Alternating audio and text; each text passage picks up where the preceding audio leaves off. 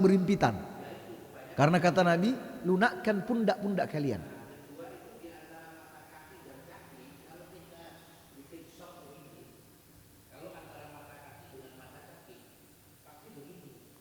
Betul sekali.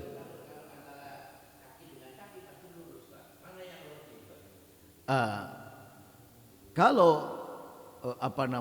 sesama pesertanya mau merelakan mata kaki ketemu dengan mata kaki sama-sama, itu tidak terlalu bengkok, asal sama-sama mau merapatkan. Tapi ada yang tidak, jadi dia sengaja membuat kakinya mengarah sedikit ke sana atau ke arah sini, sementara sahabatnya yang ingin merapatkan mata kaki akhirnya membuat kaki seperti ini.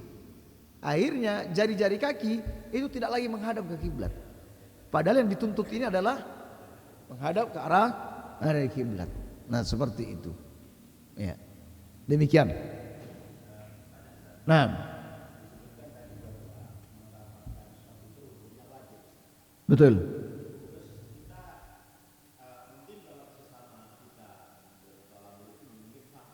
Baik. Ya.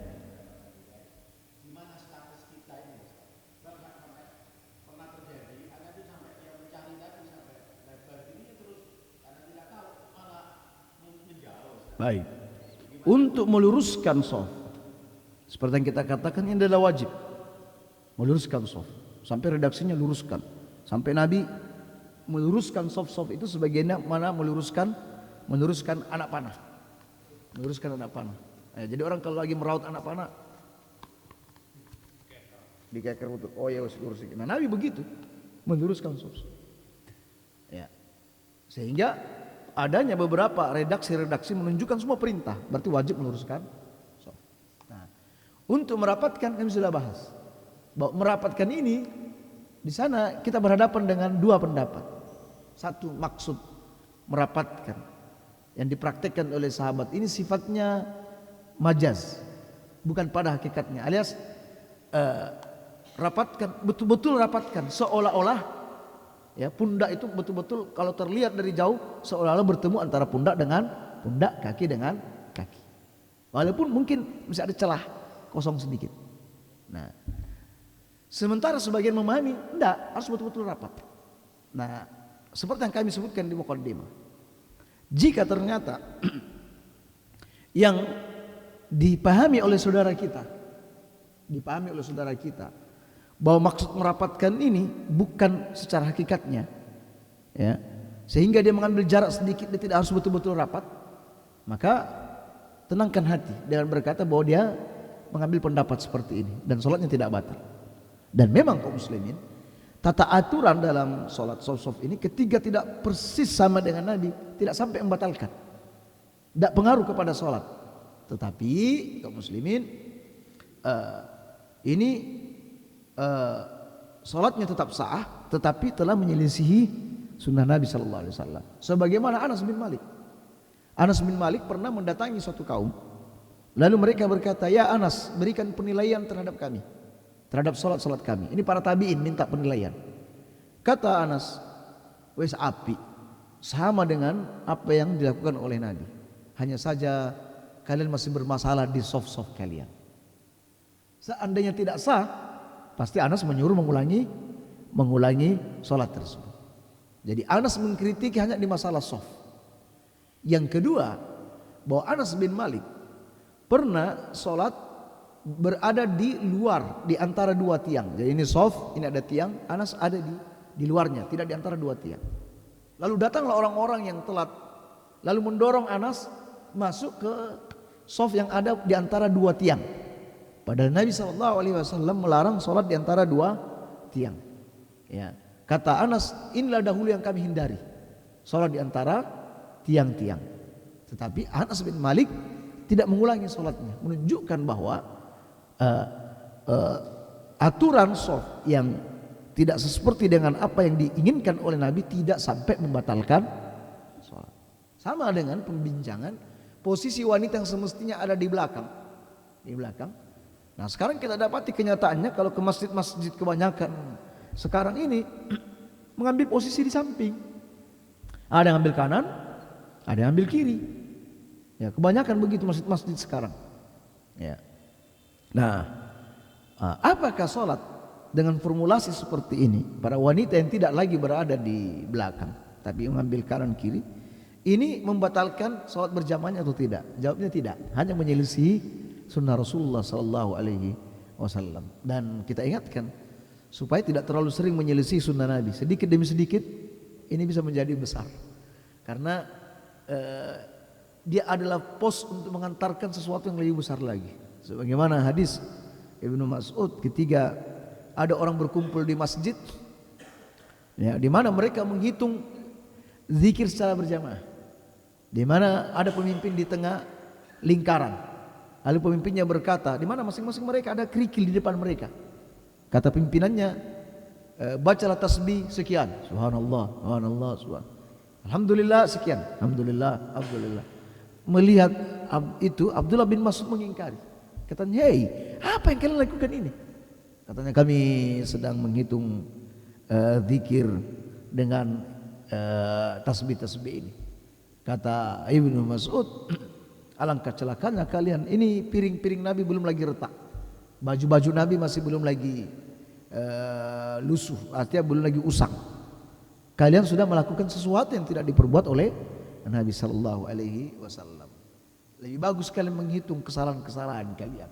Katanya Ibnu Mas'ud, kami tidak melakukan ini kecuali mengharap kebaikan. Kata Abdullah bin Mas'ud, betapa banyak orang mengharapkan kebaikan tetapi dia jauh dari kebaikan tersebut. Nah, kemudian orang-orang ini, orang-orang yang melakukan amalan-amalan kecil ini di belakang hari itu diketahui memerangi Ali bin Abi Thalib. Di antara orang-orang yang memerangi Ali bin Abi Thalib. Ya, artinya bahwa persoalan-persoalan kecil ini kalau terlalu dientengkan, ya, nanti akan berinovasi yang lebih besar lagi. Ya. Jadi dia melakukan inovasi-inovasi kecil, ya, akan mengantarkannya melakukan inovasi-inovasi baru dalam urusan agama yang tidak ada contohnya. Ya, berawal hanya menghalalkan musik, lama-lama setelah itu berzikir dengan menggunakan musik. Lama-lama awalnya hanya berpendapat musik itu adalah, misalnya ya, musik ini adalah halal, ya, tapi selayaknya saja. Lama-lama bahkan musik dijadikan sebagai bagian daripada ibadah, dijadikan sebagai bagian daripada ibadah atau yang menyertai ibadah. Mau ini musik, mau bersalawat pakai musik, semuanya pakai musik. Bukan lagi cuma sekedar terbang, pakai terbang, ya. Ya, tetapi lebih daripada itu sudah.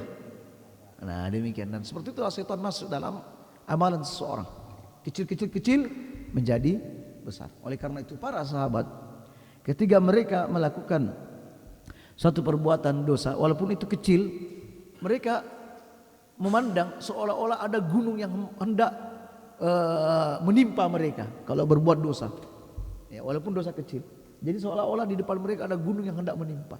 Sementara kalian, kata para sahabat, ya, seperti melihat dosa itu seperti melihat lalat yang menempel di hidung. Jadi cuma seperti dientengkan, diremehkan. Ya, jadi di saat kita ini bermaksiat, lihatlah kepada siapa kita sedang bermaksiat. Kita sedang bermaksiat kepada Rabbul Alamin, pemilik alam semesta ini, yaitu Allah Azza wa Jalla. Demikian. Ya. Tentang sop, sebaik-baiknya sop laki-laki ada di depan, sebaiknya sop perempuan di belakang. Betul. Dalam kondisi masjid sekarang seperti Ustaz katakan tadi bahwa di samping, dan apakah ini tetap berlaku, Ustaz? Untuk sop perempuan yang paling bagus itu di paling akhir. Jadi dibentuk sop dari yang belakang. Apakah dari depan atau dari belakang perempuan? Untuk perempuan. Baik yang diletakkan di kanan kiri atau yang di belakang. Jika jamaah laki dan perempuan itu disatukan tanpa ada tirai, maka yang terbaik adalah yang datang langsung mengambil sop bagian paling belakang. Tanpa tirai. Ya, tanpa tirai. tanpa tirai. Jadi yang terbaik adalah langsung mengambil posisi saf yang paling belakang bagi wanita, sementara laki-laki mengambil saf yang paling depan. Jadi semakin jauh jarak semakin bagus, semakin jauh dari fitnah. Ya, semakin jauh jarak laki-laki dan perempuan semakin jauh dari fitnah. Bayangkan kaum muslimin dalam urusan sholat saja, ini datang untuk melakukan ibadah, yang paling jauh dari laki-laki itu dianggap paling bagus. Makanya sebaik-baik shaf laki-laki di depan, sebaik-baik shaf perempuan paling belakang. Itu dalam urusan ibadah yang mau mendekat, yang orang juga tidak terlalu memikirkan hal-hal ke sana. Lalu bagaimana untuk persoalan-persoalan di luar itu, selain itu? Nah, di mana sekarang para wanita laki-laki sudah tidak peduli dengan aturan-aturan itu. Lihat di acara-acara karnaval, di acara gerak jalan, laki perempuan memang dikumpulkan, dinempelkan kalau perlu malah. Iya. Sia sama lah dan semisalnya. Nah, jadi tanpa tirai. Tapi jika sudah ada tirai, di mana wanita salat bersama kaumnya tanpa ada kehadiran laki-laki, atau salat dalam ruangan yang ada tirainya, di mana yang terdengar hanya suara laki-laki, maka berlaku keumuman hadis sebaik-baik shaf adalah di depan. Nah, seperti itu. Ya, baik. Untuk meluruskan shaf ini, apakah sampai di akhir sholat apa hanya di awal aja? Baik. Sabda Nabi SAW untuk meluruskan shaf, lalu kemudian ditutup dengan ungkapan, kalian luruskan shaf atau hati-hati kalian berselisih. Ini berlaku di dalam sholat dari awal hingga akhir, tanpa penyebutan hanya di awal saja, tapi sampai akhirnya pun juga harus mengatakan bahwa ini hanya berlaku di awal, perlu dalil. Ya, jadi Nabi ini menyebutkan di dalam sholat, luruskan shaf, karena itu bagian daripada kesempurnaan sholat, karena itu bagian daripada menegakkan sholat. Nah, kalau disebut sholat itu adalah sesuatu perbuatan yang dimulai dari takbiratul ihram dan ditutup dengan salam. Bukan cuma awalnya, tetapi di semua. Jadi ketika naik ke rakaat berikutnya kembali diluruskan, dirapatkan. Ya. Kalau meluruskan, merapatkan itu dengan memperhatikan orang yang di samping kanan kiri, maka tidak mengapa kita naik ke rakaat berikutnya, lalu kemudian sedikit atau mata kita melirik untuk melihat, memastikan bahwa shaf ini sudah lurus, tidak masalah. Ya. Ma la yatimul wajib illa bi fa huwa wajib. Suatu perbuatan yang tidak bisa menjadi sempurna kewajibannya kecuali dengan unsur itu, satu unsur, maka unsur itu menjadi wajib. Ya, maksudnya kalau tidak bisa lurus kecuali dengan melihat, ya, melirik, misalnya melirik, maka ya dilirik supaya lurus. Nah, seperti itu. Baik, karena ada sebagian orang mengatakan, ya lihat itu orang-orang Wahabi Salafi sibuk sendiri melihat shaf. Mau naik rakaat berikutnya sibuk lagi dengan shafnya. Ya memang karena kita diperintahkan, ya, dari awal sholat hingga akhir sholat. Demikian.